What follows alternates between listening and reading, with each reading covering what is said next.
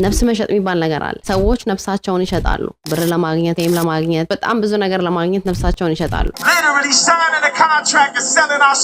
አዶኖ ሰምታችሁ ከሆነ ብዙዎቹ ዘፋኞች ሪከርድ ኮንትራታቸውን ሲፈራረሙ ሩል አላቸው የሚከተሉት። ከዛ ከሩላቸው ውስጥ አንዱ ምን እንደሆነ ታውቃላችሁ? የኢየሱስ ክርስቶስን ስም መጥራት አይችሉም። ኢየሱስ እንዳትሉ ይባላሉ። ለምን? ኢየሱስ ክርስቶስ መዳኛ እንደሆነ ስለሚያውቁ።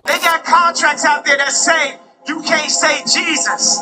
When we was working on this album, people used to be coming over the studio just to say Jesus as loud as they want. Even ዘፈናቸው ራሱ ዘፈን ሲዘፍኑ ከሚሉት ነገር አለ። ያ ምንድነው? በሰዎች ማይንድ ኮንትሮሊንግ ይሉታል።